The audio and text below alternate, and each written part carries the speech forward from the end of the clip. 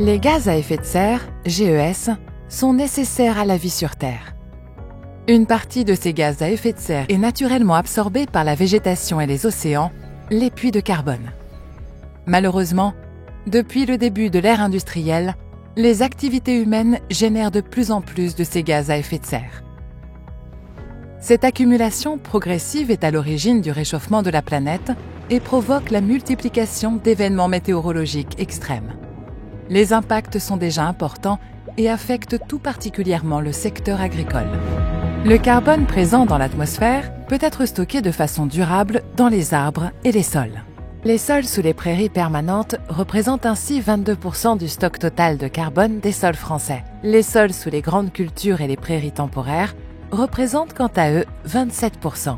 Et bonne nouvelle, l'adoption de certaines pratiques agricoles permet d'accroître les stocks de carbone dans le sol et la biomasse, mais aussi d'en limiter le déstockage.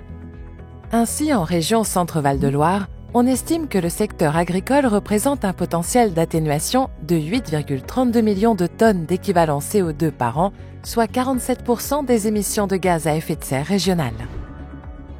Au-delà du stockage, le secteur agricole doit aussi réduire ses propres émissions de gaz à effet de serre. Il représente en effet 23% des émissions régionales, en deuxième position après les transports. Les principaux gaz à effet de serre émis par l'agriculture proviennent à 52% de la fertilisation des cultures, à 32% de la fermentation entérique des ruminants et du stockage de leur déjection, et à 16% de la combustion d'énergie pour les équipements agricoles.